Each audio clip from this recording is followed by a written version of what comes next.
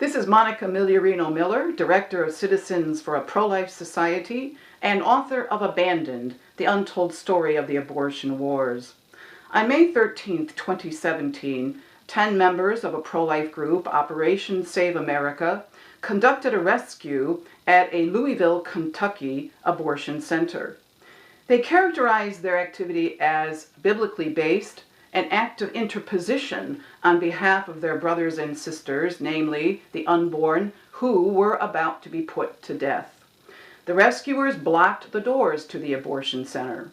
They have been charged with the Freedom of Access to Clinic Entrances Act, a federal law passed by Congress in 1994. This law, among other reasons, contributed to the ending of what had been for decades a vibrant and effective pro-life rescue movement. The term rescue of the unborn comes from Scripture, Proverbs 24:11. Rescue those being dragged to death, and from those tottering to execution withdraw not. Acting on these words from God that call for action on behalf of the oppressed, thousands of pro-lifers blocked the doors to abortion clinics all over the country. A rescue of this type may be likened to a sit-in activity that could result in the arrest of the participants. It encompasses an aspect of civil disobedience. Now that 10 pro-lifers took it upon themselves to conduct a rescue of the unborn in Louisville, a debate has erupted regarding whether rescues of the unborn should be done. Those who denounce rescues have been quite vocal, taking to social media to argue their position, particularly those active in sidewalk counseling apostolates. It is important for you to know that I have sidewalk counseled for over 40 years. Sidewalk counseling is incredibly important, absolutely necessary pro-life work. We must be outside of the places where the unborn are put to death and reach out to the moms and witness to the sanctity of human life. If we don't do that, we are not a movement. However, we should examine the arguments that oppose the doing of pro-life rescues. Many who oppose rescues argue that the action is not peaceful, not prayerful, not pro-woman, and fault the action for not being law-abiding. To characterize rescues as not peaceful is based on a most narrow, restricted idea of what constitutes true peace.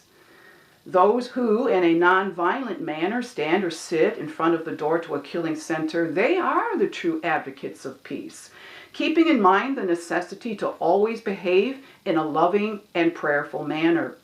Yes, they are disrupting the clinic in the sense that they are disrupting the killing of the unborn, but that doesn't mean that their action is not peaceful. The disruption of an injustice, the prevention of an act of aggression against the weak and the vulnerable, these are acts of peace. It is wrong to characterize acts of disruption with the absence of peace. The critics of the pro-life rescue wish to wrap themselves exclusively in the mantle of peace and superficially characterize any sort of confrontational action as lacking peace when this is quite false. Critics of rescue say that the rescuers are not pro-woman. In other words, blocking doors to the clinic or chaining oneself to abortion equipment are actions that fail to genuinely win the heart of a woman considering abortion, leading to less lives saved, unquote. But those who are not familiar with rescues perhaps don't understand that this is not an either-or situation. Plenty of sidewalk counseling takes place while a rescue is in progress. Indeed, rescues may give the sidewalk counselors more time to talk to the moms. Sidewalk counseling should take place while a rescue is in progress. Moreover, perhaps it's time that we started to think about other kinds of rescues and not simply limit ourselves to the more common activity of blocking clinic entrances, which will most likely result in rescuers being charged with the FACE law. A rescue can be done without blocking anything and yet be a more direct defense on behalf of the unborn. Here is what the critics of rescues fail to appreciate. At least 95% of the mothers entering an abortion facility will not respond to the reaching out of the sidewalk counselors. Those moms will enter the death centers and kill their children. Should charity then end for those innocent unborn about to be executed? Do our acts of defense for the innocent unborn stop at the doorway of the killing center? Do we not offer, even then, an act of defense?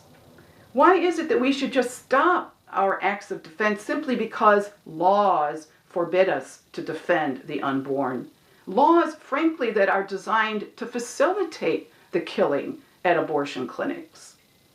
Should we do nothing more for these babies once their mothers still intend to abort them? If we put ourselves in the place of the unborn scheduled to be aborted, would we not want someone to plead for us up until the very last moment?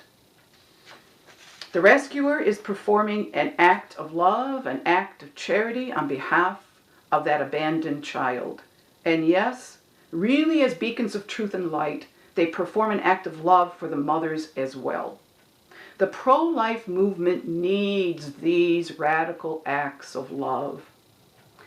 To be overly obsessed with law-abiding when a law is unjust is not a virtue.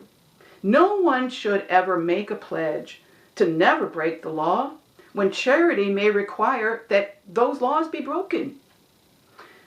Now, there is a legitimate concern that rescues of the unborn may result in the enactment of buffer zones and thus negatively impact sidewalk counseling efforts. This is an issue to which rescuers do need to be sensitive, about which prudence should be exercised. Sadly, however, there are many abortion clinics where there are no sidewalk counselors. There is no sidewalk counseling taking place of any kind. Those clinics should be given priority. Or those who plan to do a rescue should first consult the sidewalk counselors, obtain their cooperation, knowing what risks may be involved. But in any case, rescues should not be opposed strictly because of this concern. Why? The fact is that the unborn scheduled to be slaughtered have a moral right to be defended. They have a moral right not to die alone. I hope this short video will give you something to ponder in defense of rescues of the unborn. I hope that you will support those who participate in this act of defense, in this act of love and charity. If you'd like to know more about our work, please see prolifesociety.com, and please let us work and pray to end abortion.